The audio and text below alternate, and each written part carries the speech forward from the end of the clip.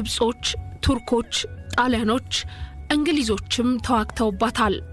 ከተማዋን የጎዳ ማንም ኃይል ግን አልነበረም። ከአስመራ ውብ ኪነ ህንጻዎች መካከል ሲኒማ ቤቶች በቀደምትነት ይጠቀሳሉ። አስመራ እጅግ ውብ የሆነች ከተማ ናት። ከሁሉ ደግሞ ህዝቧ በውስጡ እየኖረ ባህሉን እየጠበቀ ስነ ህንጻውንም አስጠብቆ መቆየቱ ነው። የአስመራ ህንጻዎች ለየት ያለ ንድፍና ቅርጽም የያዙ ናቸው። ጣሊያኖች በቅኝ ግዛት ወቅት ሀገራቸው ውስጥ የሌለ ነጻነት አስመራ ውስጥ ቅኝ ሀገር ግዛት ውስጥም ነጻነት ተሰምቷቸዋል። በምህንድስናው ረገድም አብዮት ያካሄዱም ይመስላል።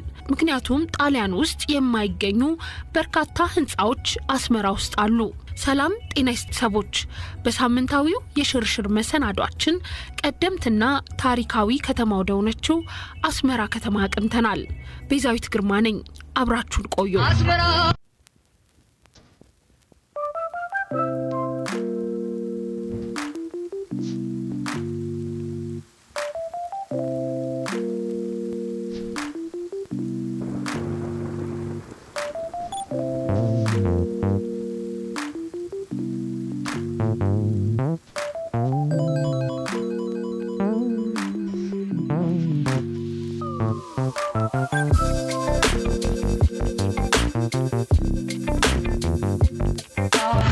የተባበሩት መንግስታት የትምህርትና የሳይንስ የባህል ድርጅት ዩኔስኮ አስመራ የዓለም ቅርስ ሆና እንድትመዘገብ በፖላንድ ዋርሶ ባካሄደው ጉባኤ ላይ ወስኖ ነበር። ፒኮሎ ሮማ፣ ትንሿ ሮማ አሊያም አፍሪካስ ማያሚ ሲሉ የሚያንቆለጳጵሷት የኤርትራ መዲና አስመራ በኢጣሊያ ቅኝ ግዛት ስር በነበረችበት ወቅት ልዩ ጥበብና ክህሎት በሚታይባቸው በኢጣሊያ የስነ ህንጻ ግንባታ ባለሙያዎች በተሰሩ የተለያዩ ህንጻዎች ያጌጠች ከተማ ናት።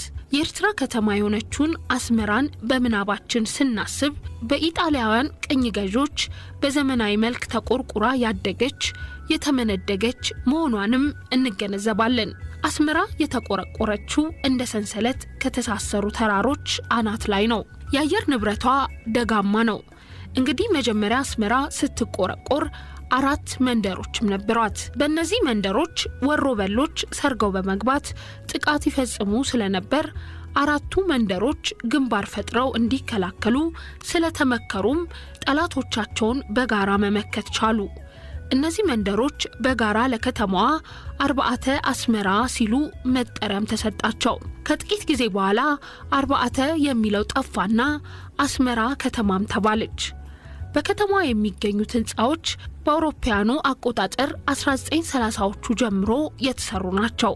በዚያ ጊዜ በቅኝ ግዛት ኤርትራን የያዘው ጣሊያናዊ ፋሺስት ሞሶሎኒ በምስራቅ አፍሪካ ለሚያካሂደው የቅኝ ግዛት ዘመቻ ማዕከልና መነሻ እንድትሆነው አይኑን ያሳረፈው ኤርትራ ላይ ነበር።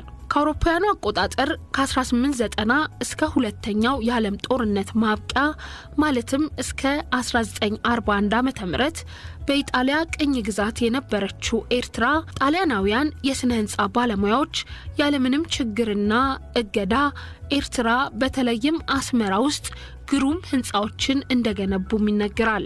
አስመራን በዩኔስኮ ለማስመዝገብ የተጀመረው ጥረት በአፍሪካ ህብረት አዲስ አበባ ከተማ ላይ በተካሄደው ስብሰባ አፍሪካውያን ሀገራት ስላላቸው የጥንት ቅርስ ጉዳይ የሚነጋገሩበትም ወቅት ነበር። በዚያን ጊዜ የኤርትራ ብሔራዊ ሙዚየም የዓለም ተመራማሪዎችን ቀልብ ለመማረክ ኤርትራ ብቃት አላቸው ብላ የገመተቻቸውን ታሪካዊ ቦታዎች በዚያ ጊዜ ጉባኤው አጭቶም አስመዝግቦም ነበር። 5 ቦታዎች እንደ ቆሃይቶ፣ አዶሊስ፣ ናቅፋን የመሳሰሉ ቦታዎችም በወቅቱ ታጭተው ነበር። በ1996 በነበረው ስብሰባ ላይ በዩኔስኮ ስለሚታየው ያልተመጣጠነ ምዝገባ ተነግሮም ነበር። ለምሳሌ ከአውሮፓ ሀገር ብዙዎቹ ተመዝግበው ከአፍሪካ ግን በጣም ጥቂት ቦታ ተመዝግበው በመኖራቸው ያንን ያልተመጣጠነ አሰራርና አመራረጥ ለመቀየር የተደረገ የመጀመሪያ ጥረት ነበር። ከዚያ ጊዜ በኋላ ብዙ የአፍሪካ ቅርሶች በድርጅቱ መዝገብ ተመዝግበዋል። ዩኔስኮ አሁን በኤርትራ አስመራ የሚገኘው ጥንታዊ ዘመናዊ ህንጻን ማካተቷ በጣም አስፈላጊ አዲስና ልዩ ምዕራፍ ነው የሚለው ሐሳብም በወቅቱ ተንጸባርቋል። በኤርትራ የሚገኘውና ከ2000 ዓመት በላይ ታሪክ ያለው አዶሊስ በዚያን ጊዜ ከነበሩ ከታወቁ የተለያዩ ሀገሮች ጋር ትልቅ የንግድ ግንኙነትም የነበረው ቦታ ነው። አዶላውያን በዚያን ጊዜ እስከ ህንድ አልፈው እስከ ቻይና ግንኙነት የሚያደርጉባት የወደብ ከተማ ናት። ሌላኛዋ ሰፊ ከተማ የነበረችው ቆሃይቶ እስከ 17 ኪሎ ሜትር ስፋት የነበራት ትልቅ የአፍሪካ ከተማ ነበረች። ቆሃይቶ የዝሆን ጥርስ ሽያጭ የሚካሄድበት የነበረች ከተማ ስትሆን ከአክሱም ጋርም ግንኙነት የነበራት ከተማ ናት። ኤርትራዊት ውብ ከተማ አስመራ ያለች ጀግና እቲ ሰሃቅቲ ፍቅሪ አብዚ አይነ ተሳኢሉ ድጋስ እንዲሁ ዝከርአኒ ብናፍቆት ቀቀቲሉ። ሌላው መጠራ በለው የሚባለው ከተማ ከ2000 ዓመት በላይ ስልጣኔ የነበረው ታሪካዊ ከተማ ነው። በዚያ ከተማ የመጠራ ሐውልት የሚባል የታወቀ ጥንታዊ ሐውልት ይገኛል። በሐውልቱ ላይ አናባቢ የሌለው የግዕዝ ጽሑፍ ሰፍሮም ይገኛል። ይህ ጥንታዊ ጽሑፍ በአፍሪካ ቀንድ ለሚገኙ ሁሉም ሀገሮች ስነ ጽሑፍ የተከሰተበት ታሪካዊ ቦታ ነው። በአስመራ የሚገኘው የንግድ ህንፃ ሌላኛው የአስመራ ድንቅ ታሪካዊ ውበት የሚንጸባረቅበት ስፍራ ነው። ዳህላክ ኬሪስ ሰፊ የሆነ የእስልምና እምነት የሚታይባት ስለነበረች በአፍሪካ እስልምናን ከተቀበሉ አካባቢዎች የመጀመሪያው ቦታም ተብሎ ይጠቀሳል። ከዚህ ቦታ ብዙ ታሪካዊ ቦታዎችም ይገኛሉ። ለምሳሌ ጥንታዊ መቃብሮች፣ ጥንታዊ የውሃ ማጠራቀሚያ ገንዳዎችም ይገኙበታል። ዳሪ ሰላም ወይም የኢስላም ማዕከል ተብላም ትጠራ የነበረች ትልቅና ጥንታዊ የእስልምና ታሪክ የሚገኝባት ቦታ ናትም ትባላለች። ሌላው ናቅፋ የቅርብ ጊዜ የትግል ታሪክን ያቀፈ ታሪካዊ ቦታ ነው። ጣሊያናውያኑ ወደ ኤርትራ በገቡበት ጊዜ ፋሽስት ሙሶሎኒ ጣሊያኖች ወደ ኤርትራ እየሄዱ መዋለ ንዋይ እንዲያፈሱ አስመራን እንዲይዙም ይገፋፋ ስለነበር በዚያን ወቅት በአስመራ ውስጥ ከ20,000 እስከ 65,000 የሚሆኑ ጣሊያናውያኖች ይኖሩ እንደነበር ይገመታል። ኢጣሊያውያኑ የስነ ህንጻ ባለሙያዎች አስመራ ውስጥ እንደ ልብ ህንጻ ይገነቡ ነበር።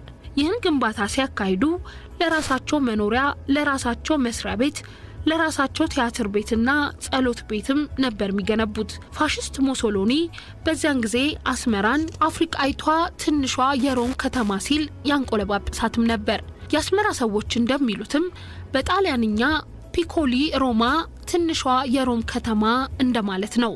ፋሽስት ሙሶሎኒ በአውሮፓውያኑ ዘመን አቆጣጠር በ1930ዎቹ ምስራቅ አፍሪካን በቅኝ ለመያዝ ታላቅ ሴራ ላይ በነበረበት ወቅት አስመራ ላይ ያሰራቸው ህንጻዎች ውበትም ዘመን የማይሽራቸው ውበት የፈሰሰባቸው እንደሆኑም በርካታ የዓለም ምሁራን ገልጸዋል። በኤርትራ አስመራ ከተማ የሚገኙት ከ50 በላይ የሚሆኑት እነዚህ ህንጻዎች አሁን በተባበሩት መንግስታት የትምህርትና የሳይንስና የባህል ድርጅት በዩኔስኮ ተመዝግበው ይገኛሉ። በአስመራ ልብ ከሚያማልሉት ህንጻዎች መካከል ፊያታ ሌሮ አንዱ ነው። ፊያታ ሌሮ ነዳጅ ማደያም ነው፣ ጋራዥም አለው። በአውሮፕላንም ቅርጽ የተሰራ ቦታ ነው። የቀኝና የግራ ክንፉ 30 ሜትር ይረዝማል። የፓይለት መቀመጫ የሚመስል ቢሮም አለው። ድንቅ የሆነ ህንጻ ነው። ሲኒማ ቤቶቹ ራሳቸው ድንቅ ናቸው።